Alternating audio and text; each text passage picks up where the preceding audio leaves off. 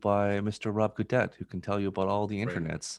That's right. And how he does things at his home network at home. What you don't know is his server room as well that he's using to mine Bitcoins. And that's right. Data mine. Bit farm. So he has all these drivers. He's farming Bitcoins. So and Elysium. So, no, but the real truth is he's got the computer that has got Armin Zola in it. So he had to build that. Ooh, so, good that's one. where it ended up. But I had to upgrade because I actually had it. It was max headroom. And then I actually had and then you went up to the Armin Zola. Yeah. Because it's very difficult to have a conversation with somebody who's constantly just taking 5 minutes to get out one word. Compute. Oh man, as long as it's not the lawnmower man, we're good. Welcome everyone to the Heroes World Quarantine podcast. If you were above the age of 40, you understood any of those references. If not, good luck. Sorry. We're old men. Got that reference. Max Headroom. Anyways, so thank you all for joining us today. I am your co-host, random cat wrangler, as always. Co-host. You guys are all hosts. We're all hosts. Whatever. He's the master of ceremonies. Making it rain at this point. No, you're not. You don't want to be co-hosting this. It's fine. Who cares? It's the internet where everything's made up and nothing matters. Can I just say I want to get you a shirt with it, just because it's fine. That's literally. That is your phrase. As much as John has said, I got nothing. It's fine. It's fine. Like sipping my coffee with the room on fire. It's fine. It's fine. There's nothing. Whatever. Anyways, so let's first and foremost welcome the owners and proprietors of the Heroes World Store in Markham, Ontario. Say hello to the world, John and Andre. What's up? Howdy, folks. Wow, old reference. Well, we started with Max Headroom. 1997. Lawnmower Man. I just brought it up a little. Rob, you it was 97. 2000s, right? At least it's in the 90s. Rob finishes with Nanu, and let's just say at that point, unless you watch the aforementioned Happy Days or the introduction of Mork and Mindy, this is a thing. Yes, and of course the Prince of Mischief himself, Mr. Ross Cadet. Hello, everybody. So welcome to our continuing saga of our review of Falcon and the Winter Soldier. Typically we talk about a lot of other things, but we're just focusing on this episode as we continue our series making fun of Marvel shows. So here we go.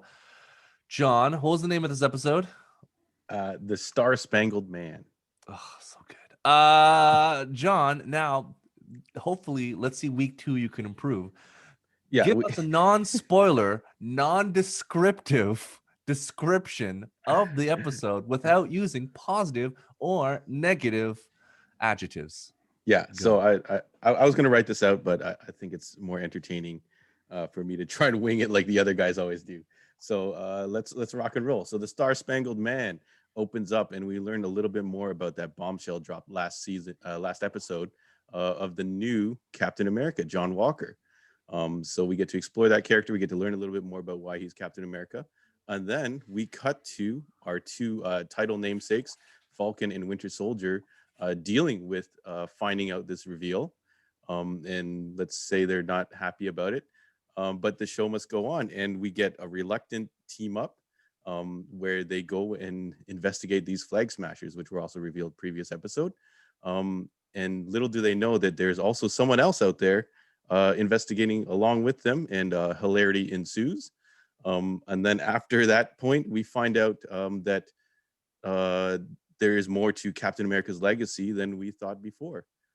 So Sam Wilson and Bucky Barnes go on a little field trip, landing their plane in Baltimore, and that's the episode. Bravo, John. Bravo. Finally. Bravo. Look at this. Might have been one of the best summaries we've ever done, actually. 100%, Andre. I agree. Wow. It's fine. Stu definitely threw me the what's it, like T-ball or the low ball. These episodes don't have a ton going. Well, this episode in particular didn't have a. You mean you're trying to say he just lobbed a softball at you? Is that the sports metaphor you're trying to? Here's the thing, Rob. I offered him the softball last week and somehow he whiffed 3 times. That last week's episode was a full-on scripted. Okay, I tried to get fancy last week. I don't know if it was whipping 3 times. You remember those old cartoons where the 3 baseball players would all swing, and The then same the next ball. guy Yeah. And there'd be 1, 2, 3 out. 1, 2, 3 out.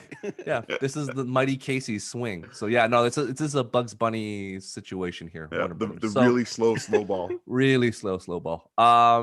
Okay, so I'm gonna, John, you start off wonderfully. I'm gonna let you go with your. No, it was good. It was good. We all clapped. That's a bona fide hit. See if I can keep it up. Yeah, keep it up. As the plot gets more intricate, we'll see. Oh yeah, it's gonna be fun. I can put all these pieces together. Yeah, not since Smallville with the intertwining love triangle of Lana Lang and Lois Lane, and it's going to be more complicated. All right, here we go. And then Lana ate the frog because she was a clone of the. Okay. But she was wearing the really pendant really happened in Smallville, by the way. She was wearing a pendant that was purple kryptonites. These are things. Okay, John, tell us about your thoughts on this episode. Go through it, John. What are you are you going to give your top 5 list? Are you going to give your questions? No, What's the gimmick? I was too busy trying to think of that summary in my head. So let's see if I can come up with my reaction. In the words of Anthony Mackie in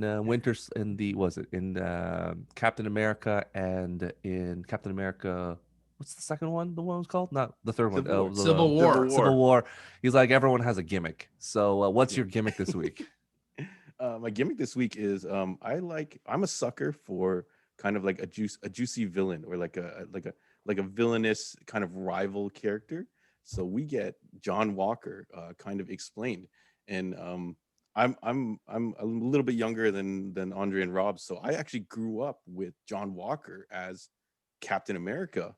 And his sidekick, Lamar Hoskins, Battlestar, were kind of like my guys. So it's pretty sweet to see them explored. And John Walker comes off as like a really kind of just cool, like soldier that wants to do the job. And I don't know if you guys felt the same way, but who's writing these characters. But I thought when he's sitting in that locker room and he kind of gets a speech from that female character who I think is maybe his sister or something of a friend, or maybe the other guy's sister or something like that. And then Hoskins comes in and kind of gives him another speech. He's like, "This is the job. This is all the job. You know, let's go to work and kind of do it." I was like, man, they got like this whole. Everyone's kind of got like a buddy, or like kind of like an ecosystem, and they're not just making him a villain for villain's sake. So I actually hope he's not really the full villain. I hope he's just kind of like a rival character that they have to deal with, and hopefully hangs around. But just the entire episode I'm pretty happy with. They got that wicked action sequence. Like, I guess I don't know if we're going to go into depth.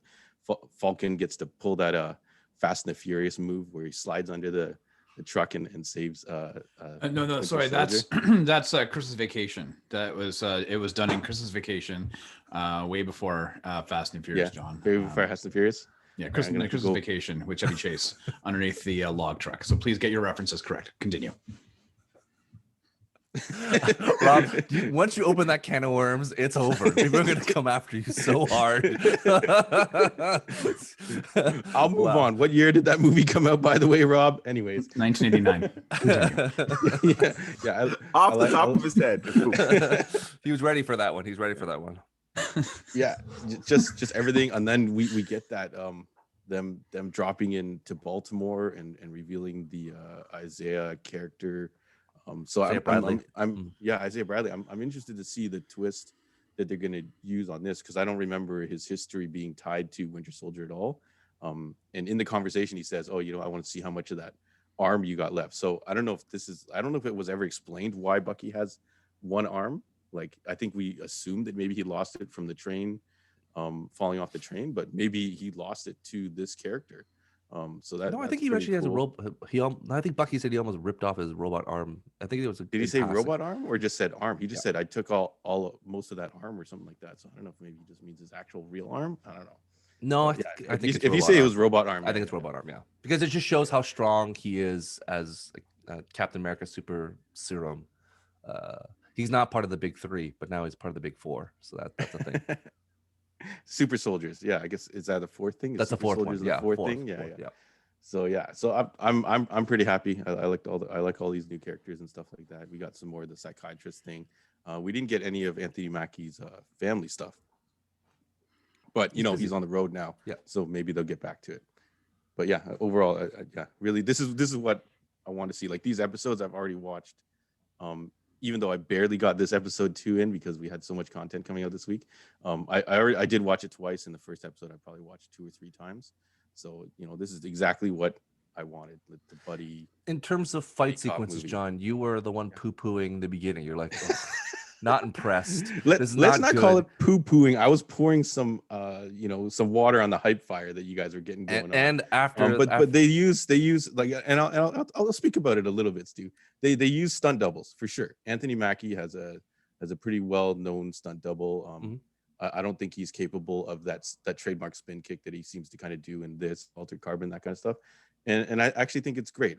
Like me and Rob have been delving into a lot of the older movies in the 80s and things like that, where they didn't, some of them didn't use stunt doubles, and you can see that the skill level is not there for the actors, and you don't get a really good action sequence. So you got to step aside if you're not martial artist / actor or whatever, and let the performers do their thing and make you look good and make the action look good. So I'm pretty sure both these characters have stunt doubles, and that's fine. You don't want to endanger, like I love Tom Cruise, but I am very worried that he's going to get hurt or have to stop doing his thing. So let the professionals do their thing. So I was happy with it. Yeah. Okay. All right. We're going to come back to you shortly. Mr. Gadet. Hey, that's your thoughts. As you, just like The Hobbit, you have to tell us the year of when you consumed said media back in 1938. Gandalf, did he read Gandalf? He did. He read the original Hobbit. Yes. Did you read the original Hobbit, Rob? I did read the original Hobbit. Not when it was first published, though. I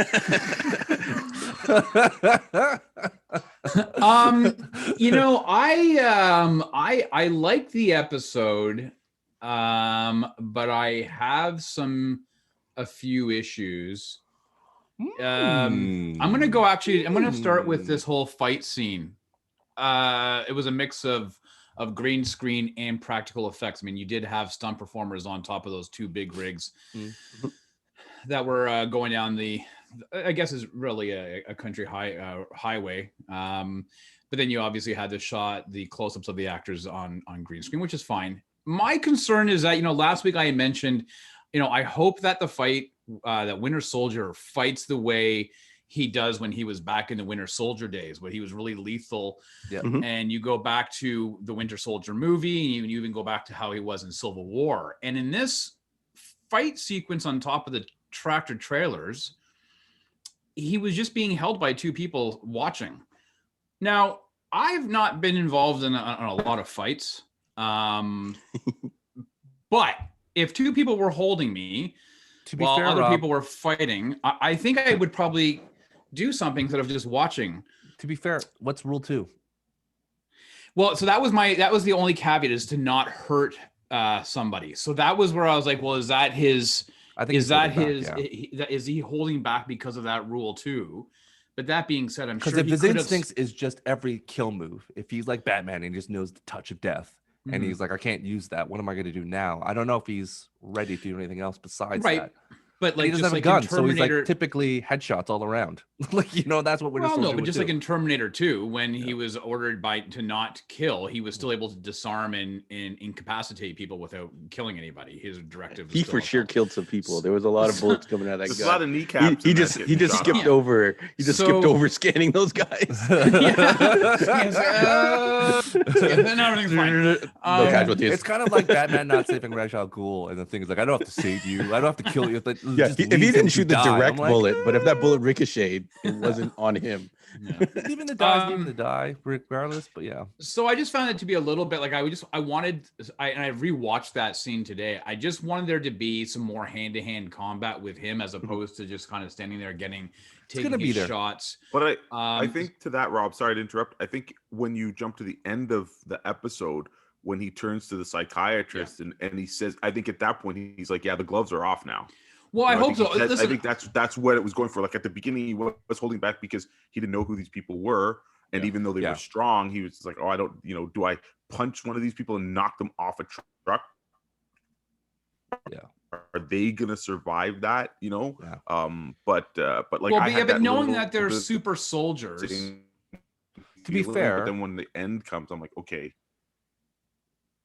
Yeah, and like Captain America, Winter Soldier, Captain America does totally kill those dudes on that boat, like punching people. Their organs explode. Like it's just like the way they fly back, and Bucky is holding back. You can see that he's not using full. I see what full I see strength. what Rob's saying, and it goes But yeah. along the lines of I like a cool villain. So Mm. I think him as kind of like a semi-villainous soldier, Mhm. Winter Soldier, whatever, was way cooler than kind of Yep. what he's doing right now. But maybe he'll get think- get to that point. Well, and listen, it wouldn't take much for him, and while he's lying in the field after being tossed around, him to like rule two, like, or do something to just make it give a bit of context to it. We're filling in the like a because of Martin what happened Lawrence at the end. turn in Bad Boys. Right. So I just would have liked to have seen, because he could have done something without injuring people catastrophically, even though then he knows that they're super soldiers. Obviously, their limit of pain threshold is far greater than, say, John's. So You don't know John. You don't know John. I've seen John get a splinter. Oh boy. So at any rate, so that part, a little bit kind of irritated me. I did like the Falcon flying scenes on top of it. I mean, I'm always a sucker for people on top of of two moving, big rigs. I mean, look at what happened with the Mandalorian. That was a much, we had that just a few months ago, right, on top of their transport. So I'm a sucker for that type of stuff. I thought that the one thing irritated me about the pre-release is that the clip where they're talking about the big three, I just wish they hadn't released that. Because it kind of took away from the fun of that entire scene. I'm like, oh, I've already seen this. And I know, people can say the same thing about trailers, but by releasing that full clip and you see the full context, I was like, man.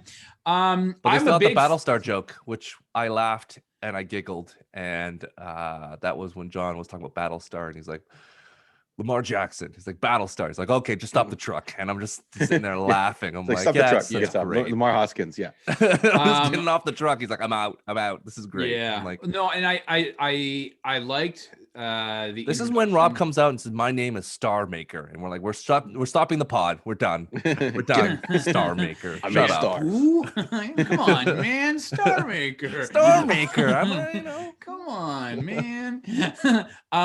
So I like the introduction of John Walker, as John said. It reminded me very much of the first Captain America movie, where he's just sitting in the back of a hall with his suit in a bag. Like, you got to think, we're 2021, man. Although in the MCU, I think it might be 2024 or 25. You would think that he would already be all in his suit and garb, and not just sitting in the back of in an old gymnasium locker room with in a bag from Moore's clothing. So it was kind of fun to see him. Man, can we just talk about Russell Wyatt? If that guy's hair was any darker, he would be a spitting image of his dad. He sounds like his dad, Wyatt Russell. Sorry, he sounds like his dad. He looks like him. He's got the same jaw and chin line. I mean, Marvel spent way too much money on trying to de-age in Guardians of the Galaxy Volume 2. They could have just used his son and put a wig on him, because he looks exactly like his dad. Who's his dad?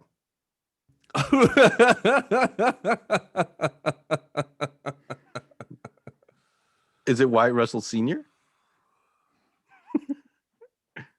It's Kurt Russell. Stop trying to pause for effect, Rob. Okay. This guy. Okay, John, do you know who his mom is? Mrs. Russell. No, Goldie Hawn. Okay, Goldie Hawn. So at any rate, so I was a big fan of that. I'm a big fan of seeing the of Carl Lumbly. I sent a message to Stu, and I was like, Mantis. I was like, 1991 returns with Mantis on Fox, right? So I used to love that show. Cybernetic suit. Yeah, that's who it was. It was Mantis. I was hoping he'd do a Martian Manhunter joke. I'm like, ooh, this is perfect Right. for Martian Manhunter. I'm ready for this. Or he calls up Sidney Bristow from Alias, and he, Yeah. So I big fan of seeing that. I had a conversation with sorry, something flying here. I had a conversation with Tim, our friend Tim Bo Slice, earlier this week, and I was saying that there looks like they're going to be getting into the racial tensions of modern day America, and Tim was like, I don't really know, but then you saw that when the cops pulled up outside of I'm just going to call him Mantis's house. Even though it's Isaiah, and they started that's the questioning grandson. the Falcon. No, Eli's the son. Sorry, you're right. Isaiah. Yeah, Yes. and they started questioning Falcon. Like, you can tell that there's obviously there is some reality and truth to what's happening in America today with race. And I think Marvel is doing it not in your face way, but they are highlighting certain aspects of it. So I'm happy with that. And then we got that shot at the very end of Baron Zemo in a cell, and the fanboy in me is like, wicked. And then the anxiety person in me is going, but we only have 4 episodes left. You don't have time. I don't know what they're gonna do. So at any rate, we'll see what next week brings. But overall, I liked it. It was just I had a little bit of issues with it. Trepidation, but for the most part, I was but fine. to be fair, I think Bucky holding back and not sure, because the whole episode he lines up like, we can take these guys. There's 2 of them. We can take these guys. There's 2 of them. I got a robotic he's arm. like, I got a vibranium arm. I got this. He's overconfident to the point of like, regular humans, we can destroy them. It doesn't matter. I'll just punch him in the face. We're good. And then once he sees them lift up like the container, he's like, oh, okay, well, we have something else to worry about. So I think you kind of need. Sam does a good job of like being a leader. Like, we don't well, just run in, dude. R.I.P. Red Wing. But you need a moment to just set up that Captain America, like that moment when Captain America shows up, aka when U.S. agent, and then the music pops, and you're like, ooh, the music. Even the new Star-Spangled Man song was playing when the Marvel thing popped up.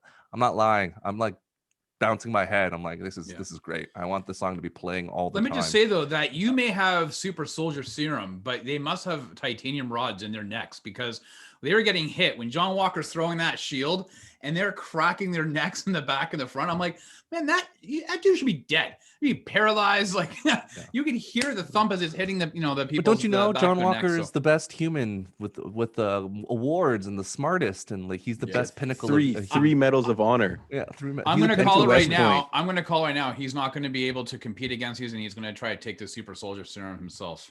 And that's 100%. This is the Hulk all over again. But anyways, yeah, no, I think they needed that to show the introduction of those 2 characters, and if they just took out all the guys on top of the trucks, then that wouldn't lead to anything else, and the show would be over. So all I'm saying is have a bit more action on the Winter Soldier's part. I don't want to keep calling him Bucky. I just want him, call him WS. I don't care, but I just want him to be. He was more of a bystander watching than anything. Because if you watch the trailers, it's going to happen as they go to Berlin. It's like the trailers of him being a badass are coming. Like it happens it's slowly going, and he's gonna, as John and Andre release the Kraken, it's gonna happen. It's just a matter of right now. He's just Andre following only said that his after therapist. Eating a really bad Burger King one day. That was the only time he said that. No, I think it was bad KFC. But carry on. Andre, go ahead. What are your thoughts? Please do not release your Kraken. I thought this episode was very, very good. Just like the other guys here, I thought the fight scene, could have been better, but for one reason that they didn't mention, I found it really weird when Bucky was running really fast and he enters and the truck behind doesn't honk or they're just watching it. Somebody just opened the door. Like I'm like, can you not see? Like, was that supposed to be? So I thought some of the filming of that was a Tesla truck was just a little odd, but overall I thought a great episode. Listen, like John said, this is what I want from the MCU. I always we were talking at the store yesterday, and I'm like, this is the best stuff to me that the MCU has put out since Black Panther. Like this is quality. This is well written, well acted. It has a social point. It has a social commentary. And I know a lot of people don't like that, but comics have always been a message about the times. And if they're going to ignore the times and pretend that, we're in some dystopia or this utopian future or whatever, just ignore it, then it's really doing a disservice to all the people around the world who are struggling. And like Rob said, they're handling it not heavy-handed. They're not beating over it, but it's a reality. It's part of what's going on, not only in the United States, but this show is based in the United States, but they've made a conscious effort to recognize and weave it into the story, into characters and stuff that fit. You know, in the first episode, we had the thing about the banking and stuff, and that's, you know, there's many documented cases about the disparity in how people get access to loans and money, and it's a slight reference to that. In this one, they tackle it head on, where, you know, the cops just pull him over, and they're like, oh, and then his partner goes, "Oh, do you know who that is?" And then they apologize and says, "Yeah, but that shouldn't be the case. You shouldn't just be pulled over like that." So it's good that they are addressing those things. It was So that foreshadowed people too, can Andre, see it. with your thoughts on Hmm? the when the kid was like, "Hey, you're the Black Falcon." Yeah, no, that was awesome. Like, I thought, again, same thing. It's like, hey, you can be what you are. Your race, color, creed doesn't mean anything. So again, you know, that was like kind of like a poke fun at it, right? He's like, "Are you the black kid?" You know, and stuff. So I like that they got it. And kudos to, I think, Anthony Mackie and his performance. It rolls off so Oh effortlessly off yeah, him. like you know, this guy, of all the roles that he's done, like I think he is the Falcon. He loves this character, and what he's injecting into this character, uh, you know, I think it's a better iteration than the comic book Falcon. You know, like, and he's owning it. Like, this is like, you know, rest his soul. Like, this is like, you know, Chadwick Boseman is the Black Panther, you know, like this Anthony Mackie is the Falcon. Like, he's stepping up. Everything he does, he's delivering the lines, he's delivering the confidence, the leadership, like John says, you know, the humor when it needs to be, not over the top or whatever, and stuff. It just feels like it's him. Like, he, you know, this is a guy who wants to play this character, and this is a guy who wants to make this character as real, three-dimensional, and fleshed out as possible. So yeah, I loved this episode. I thought it was really, really, really good. One thing that I started off not as happy with, but like, again, if you guys know me, I do like more of the serious storytelling. I want something to have like an edge. I want it to impart knowledge. I want to learn something, and or there should be a message in what the media we consume. Not everything can just be for fun and to watch big explosions, although that's always nice. So the buddy cop scene with in the psychiatrist's office, you know, I was like, oh man, this is too much. Like, why does she have the rank to pull Sam into this? And then, oh, let's do the couples game, and I didn't like it. But bam, what a delivery by Sebastian Stan. He's like, if Sam was if Steve was wrong about you because you gave away the shield, was he wrong about me? And I'm like, oh my God, it all makes sense, right? And after that, that should have been like dead silence, I thought, after that, because, you know, I don't think anybody would have looked at it that way. And maybe then Sam would have been like, shit, maybe I did the wrong thing, and now he has to see it from somebody else's point of view. And it really shows the struggle of that Bucky is trying to reform.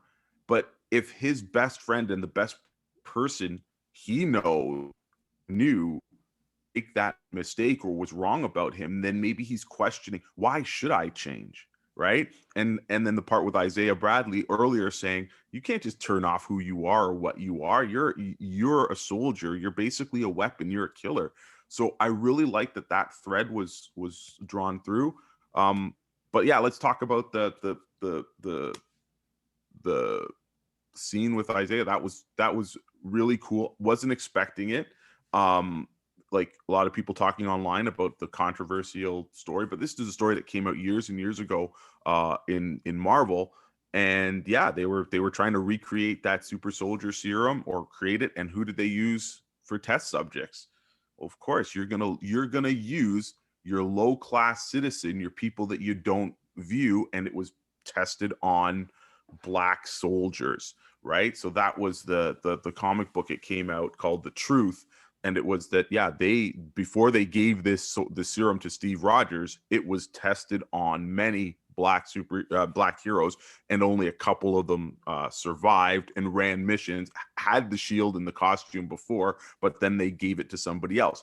So again, when they put it into this context, it actually reflects what happened now, because Steve hands it off, the shield, to Sam, to the Falcon, right? and Falcon's supposed to take it, but then he's like, no, I'm going to give it back. It's not my symbol. And then they go and give it to John Walker, aka the All-American, the football star, the blue-eyed Aryan, thing. So I'm like, that was a very good way to get this character in.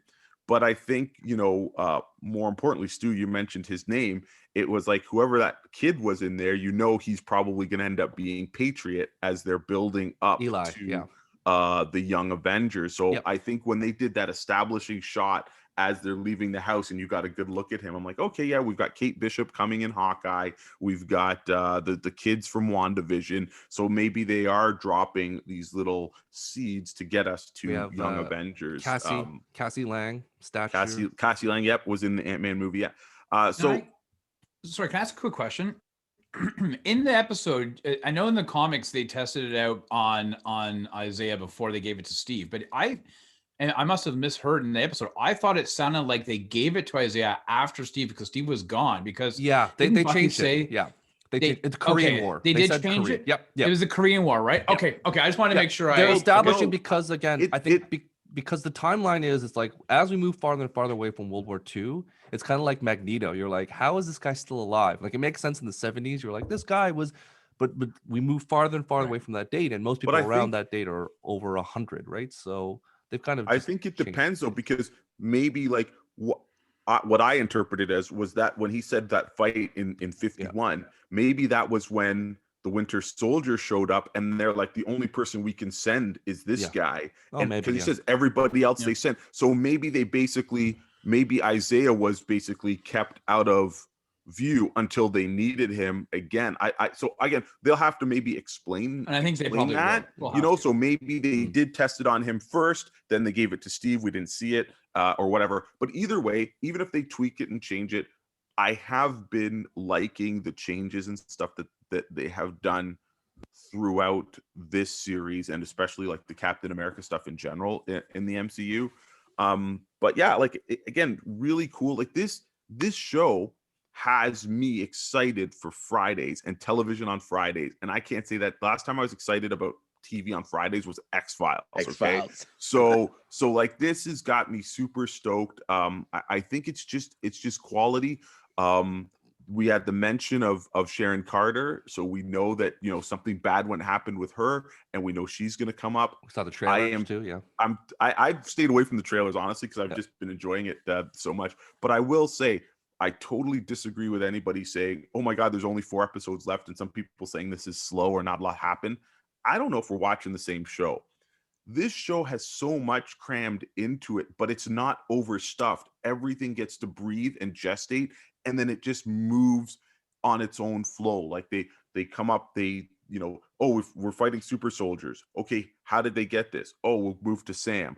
Who else knows about super soldiers? Okay, Zemo knew everything. So it's flowing. So maybe Zemo isn't going to be the villain. Maybe, like we're saying, John Walker isn't going to be the villain. But we can see how all of these pieces potentially link up. And maybe, like John said, maybe he's going to end up taking a serum that's going to drive him crazy, and then Sam and Bucky are going to have to take the shield back from him. There's so much room still with 4 episodes at 40 minutes. This is not 4 episodes at 22 minutes like WandaVision, where like they can't stick this landing, right? But so far so good. Of course there's scenes we want a little bit more of, but that's just good TV, right? And or good storytelling. But I think so far, I don't think anything that they've put in has been extraneous. Like I don't think they've put in anything that did not need to be there. Even the John Walker stuff, like I want to dislike him, I want to hate him because I don't like the character because of all the comics and all that stuff. But they're making you like this guy. I think right? it's done. So, this is my guy. John Walker's my guy. It's a roller coaster of John Walker, because at the beginning you're like, oh, I like this guy, and then he's kind of an ass, and you're like, oh, this guy's a jerk, and then he does something nice, and you're like, okay, like he is just there. They are pushing a way to highlight that he's a good guy. No, he's kind of power tripping. Nope, he's a good guy. He jumped on a grenade 4 times. Yeah, 4 times with the helmet. It's like these are things that you're like, oh man. And his relationship with Lamar, or with Battlestar. So like Lamar, like it's just they're doing a good job of interweaving this stuff. And as you mentioned before, Andre, the villain they mentioned already.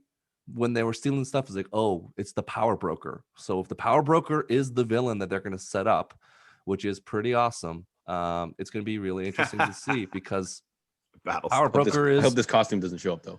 Well, we'll see. The power broker is a big formidable force in the Marvel universe, and he, is someone who gives powers away for people for 70% of their cut earnings. So this is kind of a cool thing that if they add in, and even Zemo, it's like, oh, Let's not get crazy. Let's not pull a Mephisto. Well, it's like if they talk about it, we'll see what happens. Like maybe that's the thing. But at least they mentioned power broker. It wasn't like they never mentioned Mephisto. Like this is legitimately like the people showed up and he's on a call. It's like they got away. Like he's talking to someone. Right? Yeah, but it could be Falcon Winter Soldier's version of the scientist, the Oh yeah, the engineer. The engineer, the aerospace engineer. And it could. We all speculated, and it just could be some. It could be Patton Oswalt is the power broker. As MODOK. Is it the same one? Like, because someone texts the girl from the Flag Smashers, right? And it's like you took what's mine or something. yeah. I think it's the same character. Yeah.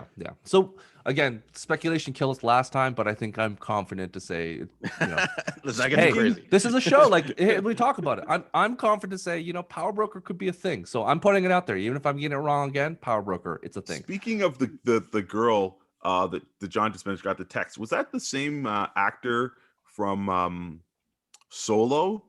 The Han Solo movie, who had that weird helmet at the end, was No, it's different. No. It's different. That different? Speaking of Alias, she was another J.J. Abrams show. That was from Felicity.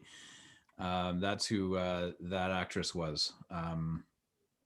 What's her name? Okay. The girl from because she Felicity. kind of reminded me of that character, that actress. But yeah, but I will say that's kind of one of the only other problems I have with it. It's like, sure, you can take the super soldier serum, but if you're not a trained combatant and fighting, but I did like that they did double team people. So Andre is correct. The girl that does play it is in Solo. She's Efren Ness. I only saw that movie once. Yeah, I refuse to watch it again. So you were so confident in your answer. Yeah, but the girl from Felicity is in Solo. She is the leader of the gang of pirates called the and she had that. Yeah, because you don't see her until the end. She takes off that big white helmet. Okay. It's like it looks like No, Andre's the girl got it. from Felicity is in. Yeah, no, the Boo-boo-boo. girl from Felicity is in the Ryan Johnson Star Wars, the last Jet. You mean Felicity herself, which was in the last movie? Maybe you got that one wrong, Rob. No, she was in the second. Felicity herself. Nonetheless, I think to your point, Andre, when you talked about that moment with Bucky and Falcon were talking to each other, and Falcon, when he says, "You don't know what it's like to be me," I was expecting him to go into more of a soliloquy about, like, blatantly what's the difference between him and Bucky and Steve. But I'm glad he held back. He's like, I'm not going to talk to you about this. You don't understand what it's like to be me. And he walks away. So I'm looking forward to that conversation being had. But it's subtly talking about race with war, jamming it over the head constantly about, like, I'm a black man. Life is different. So I like how it's just slowly there. And it's not just yelling constantly that, look at the skin color, look at my skin color, we're different. So it is interesting how they're going to continue. And they're in Berlin, and there was cool fight scenes coming up in Berlin. So Rob, there you go. You'll be happy to see what happens there. So right, I'm gonna play my Berlin CD from the 80s. I actually kind of maybe they'll go to what you didn't see, Rob, is that they're actually at a Hasselhoff concert, and that's why they're all dancing, and they're all dancing to Hasselhoff himself, and it's like, oh, this makes so much sense. Take my breath guitars away. everywhere. The Hoff, that's it. I actually really like the scene when they're in that warehouse though, and Sam says, "Oh, look at you! I guess that White Panther stuff really paid off." And he's like, "I'm just called White Wolf." And Sam's like, "What?"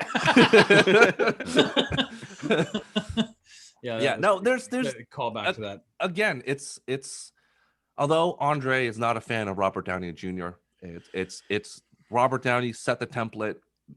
Chadwick Boseman went for it, embodied it, became it, and same thing now with Anthony Mackie. It's like, at the end of the day, Marvel has done a good job of allowing their actors to really dig into it and add a lot of their own nuances. Because it's a shared universe, we get to see them grow, and we get to see them really move back and develop their character.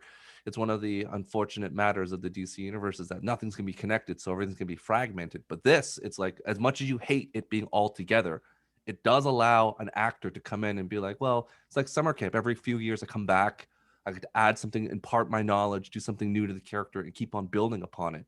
So it is nice to see how genuinely that Mackie likes it, and even Sebastian Stan is like, I think he, even playing that, just constantly staring at people. I guess he's like, I can't believe they're, as an actor, they're paying me just to do my like Brooding. Brooding, like Stare. basically he's doing Blue Steel all the time. He's just Right. just staring at people, looking at people. I'm like, oh, we're gonna pay you a lot of money to brood and do your Zoolander stare at people all day long. And he's like, great, sign me up. I'm good.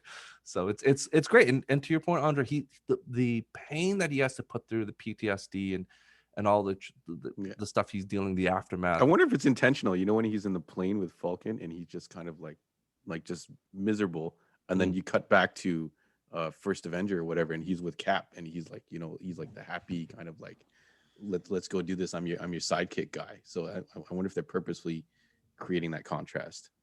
I think so. I think because the way John just blowing people's minds with that. But Eh? John, to your point, it's he, when he was Bucky, was killing bad guys, and he was like, I have my best friend to help me and support, and this is a war, and the world is at war. And now he's dealing with ramifications of, oh wait, I'm part of Hydra. I killed a lot of good people, innocent people, and I have to deal with that. It's like it's hard to get with. Even at the end when before they go to Zemo, it's like, oh, it's my people, not me, my people, but Hydra.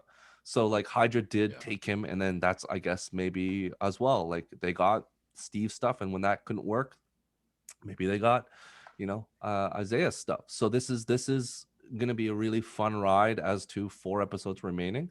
I think Andre and my criticism before about giving the right amount of time, it's perfect.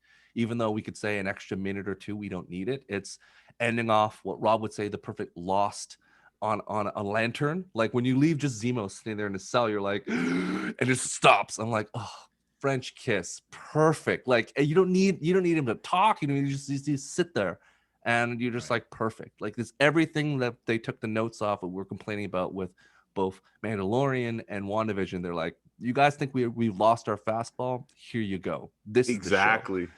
And it's and again, I think to we talked about before, Andre, like, yeah, they have potential, but it's nice that they are trying different things all the time. I'm rather them do this for every show. Like I'm sure when we watch Loki, it's going to be different than this as well, because again, Owen Wilson and Tom Hiddleston, when they're talking, is going to be super fun just to have Harvey. these two people. Could you imagine it was Tom Hardy though? Yeah, I would. Tom Hardy shows up as Bane. But I want Steve Harvey. Yeah, Steve Harvey. And the winner is wrong winner. Yeah. Like again, if it costs 400 Asgardians all answered a question.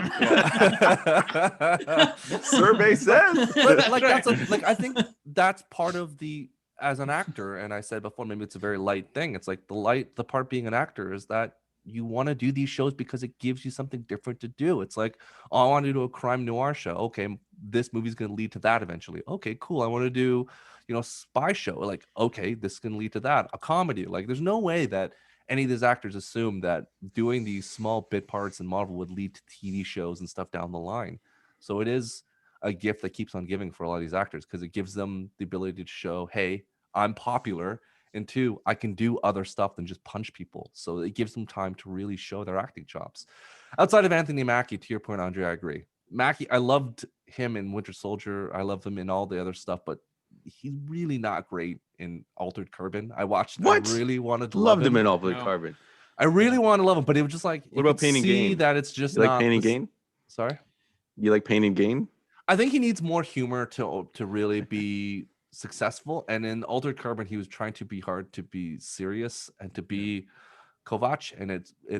But you that can was see he wasn't limitations. Anthony Mackie. He was Kovac in that box. No, he was Anthony Mackie trying to say complicated words. And you're What, like, he also has that. Is it Beyond the Line? Is it that Netflix action movie that came out in February? I haven't seen it yet. But I don't. I haven't He had a heard anything. buddy. Yeah, did he have a low budget buddy comedy on Netflix as well? I don't know. I can't remember what it was called. nonetheless, Yeah. it's yeah, and let's hope that he continues to do Falcon for a long time, because I'd like to continue him doing it. And I guess as his catchphrase is cash a check. He's Cut gonna the get paid check. a lot of money for this for a long time. So, shout outs to So he deserves it. yeah, shout outs to Clay Bennett, Toronto's own Clay Bennett, who was in Flashpoint and all these other Canadian shows that you know of. Just him being Battlestar was great. I think every time I see him, I'm like, the moment he walked in, I'm like, I know that guy. Where is he from? And I'm like, yes, he's been in all these things, and he looks great for a guy who's 49 years old. So let's just say he did not look like he's No, he almost looked fantastic. He looks fantastic. He did get hooped on his costume though. Like let's he looks talk like he about has that like a quickly. decent costume underneath, and then he's got this big, massive, bulletproof vest over it with his name on the front. He's wearing his tactical military dress. Yeah, but let's talk about like, this. Why The costumes. Like, listen, this is the MCU. This is like U.S. But he's not a military. super soldier. No, but you can't interweave some type of material into the clothing to get like John Walker doesn't walk around with a bulletproof vest on. Like it seemed kind of weird to me that he has obviously this costume underneath that is supposed to match Walker's in terms of his color palette and the he did jump off a helicopter, so maybe they were like, all right, it was pretty badass. Yeah, but I still it looked really like out of place to me. Like I was like, they just threw on like a bulletproof vest on this guy. Like put some Kevlar in his suit. I don't know. Just it was weird. I'm fine with that. Military standard issue. Military standard issue. It's fine. I loved when he swung in and just like got into the mix. That was cool. I didn't expect him. I didn't think he was gonna show up. Yeah, sorry. No. A Winter Soldier, Captain America, a costume. Captain America's changed throughout the time. It looks different each iteration. But this U.S. agent costume. What are your thoughts, Andre, on the costume compared? Is it faithful to the comic book? Do you mind it? Are you okay with it? What are your thoughts? I think it's kind of I think it's like a little bit of a combination. Like it's got the star in the right place, but it's also got the cap blues and stuff. I don't know. The helmet has the A on it instead. Yeah, I don't know if the color. This is actually, I think this is actually Steve Rogers. If you it is. Yeah, this is actually Steve Rogers, but U.S. agent John Walker takes this costume. Because originally when the character comes out, he takes everything from Steve, and then Steve becomes the agent, right? Not U.S. agent, and then later on they put it on that. So, I think it's I think they want us to just think this is a second-rate Captain America, so the costume isn't going to be as good. It's just going to be something that's just not right with it because they're like we're not supposed to get quite used to what this is. And of course they don't want to have a costume that's potentially going to outshine whatever Falcon's Captain America costume is going to end up being, right? So I think it looks pretty cool. Yeah. Like it fits. It's cool that it fits what it's supposed to do. It's doing its job. Yeah. It looks like a cross like his Nomad costume from Infinity War, right? That's kind of what it looks like his Nomad costume. So just with a bit more of a cleaner look, and he's got I thought it was interesting. The straps that he has on, they seem that they match the star, right? They match the A. Yeah, they do. Yep. But then Falcon also has straps that look like the points. So it's really weird. I was like, why does he have almost like the exact same straps on his vest? But whatever. It's the tailor's choice. Maybe that's it. Same tech. Same Stark tech. Okay. So that's our rundown. Clearly, we're all on board. We're all enjoying it, and we can nitpick for little things, but it is what it is. We'll look forward to episode 3. Andre, so here's your time to shine once more. I have spoken with Andre. What do you have to recommend for us for this week as we all close right? Things out? So for this week, I am recommending a book called Non-Stop Spider-Man. It's a brand new #1 Spider-Man. 2 really great creators on here. We've got Joe Kelly writing and Chris Boccolo doing the art. This is a perfect book for you if you want to jump into a Spider-Man book. It is literally fast-paced action, really kinetic art, amazing panels. Like I said, just new #1 just started. And we've got Spider-Man taking on a new group that are producing a street drug that is being aimed at people who kind of want to be academically better. So I kind of like that. What was that movie where they take the drug and it increases your brain? Yeah, limitless. But of course, if you take too much of it, bad things happen. So some really great action scenes. Really cool Spider-Man book. I don't think it's going to be pulling in all these little continuity, kind of reminding me of a book that came out years ago called The Avenging Spider-Man. You can have different creators telling different stories, and I think this is what this book's building up to be. So very good start. So if you're looking to start a new book, I highly recommend this one. Or if you want something that's just going back to that old school, really cool action, definitely check out Nonstop Spider-Man by Marvel Comics. We got tons in the store because we think it's going to be a hit. Nice. Awesome. So as we wrap things off, again, although we love Winter Soldier and Falcon and Winter Soldier, let us know your thoughts. Comment below. Let us know what your fan theories are, or let us know if you think I'm wrong with the Power Broker. Are we going to be Charlie Brown again? And let us know about your thoughts on the costume. So there we go. Please let us know below. John, Andre, where can we find you guys in the desert of the real? Or on the interwebs. John? Yeah. So Heroes World Online, the website, the social media, the Facebook, the Instagram, the website. We're adding stuff all the time. We've got the new pre-order for the Batman Fortnite comic up there. So if you do want to pre-order that, guarantee a copy. 3 different covers. You can select it from the menu and pre-order it for pickup when that comes out April 20th. And then if you're listening on the audio or the YouTube, Heroes World Online, and then Heroes World Podcast. Please subscribe, rate, share, and yeah, like Stu said, get at us in the comments, and we want to discuss, folks. You know, we don't attack each other, we discuss. Unless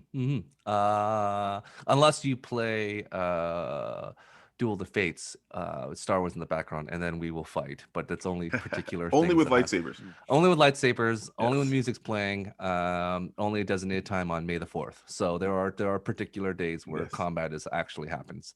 On Jandre, what do you got for us? All right. So the store is back open. We've been, I think, open since almost a month now, because it's the end of March. And hey, to be quite honest with you, John and myself have been working frantically. The store is never looked better, to be honest with you. We've really moved things around. We've got a really nice flow to the store. New product is rolling in all the time. Our website, like John's saying, is growing as we speak. So while COVID knocked us down on round 1, round 2, we're coming up swinging. And we can only do that because you guys are in our corner, supporting us, backing us up. So if you are in the Greater Toronto area or the York Region area, come check us out. We are conveniently located at 8601 Warden Avenue, and that's Warden and Highway 7. Free parking, lots of other things to do in the plaza. So if you are at home and your spouse or family member asks you to go pick up some bread or milk, there's a no frills in the plaza. So maybe, you do a detour and don't go to your local and just come and see us and then go, yeah, it took me 2 hours to get the bread and milk, but I got it. And I also got a new board game. I got some card sleeves for my Pokemon cards. I got this great comic book. I got an action figure. Come by, stop by, see us, talk to us. We love to see you. We are grateful for all the support. And as Stu said, like, comment, share. If you can't get out to support us, or if you are a listener and you like what we're talking about here, share our podcast, even though you can't come to our store, if you're a listener who's very far away from us. So we appreciate everything that you're doing. And remember, small business does truly make the world go round, and it really makes your neighborhoods go around. So anything you can do to help your local small businesses are much needed. So if it's not us, it's somebody else. Just continue to at least keep us in your thoughts, and when you can, because it's still, we're not out of the dark times yet, and I think a lot of businesses could use some help. So help who you can, if you can. Thank you, Andre. Rob, what do you got for us? Finish us off. Yeah. So as for those who watch or listen to us, you may know, or for those who are new, thanks for watching and listening. John and I do a Heroes World Sidekick show live every Monday, 8 o'clock Eastern, on YouTube, Facebook, and Twitch. So this week we finished off the month of March, even though we're just nearing the end of March now, with rewatching the Snyderverse. We are back to our 80s sci-fi action bracket. We are about very close to closing it off and closing off the overall decade of the best 80s action movies. So join us tomorrow at 8:00 p.m. Eastern, and you can find John and I there, and it's a hell of a lot of fun. A lot of people commenting and talking back and forth and contributing to the show. So that's where you can find us. Awesome. Great. So that is wrapping up episode 2 of our review and thoughts of Falcon and the Winter Soldier. Please join us again for week 3, the midway point of the series. Sadly, the midway point. And here we go. Well, good night, everyone. Good day. Enjoy. See you all later. Goodbye. See ya. Nanu. See you guys. See you again, Stu.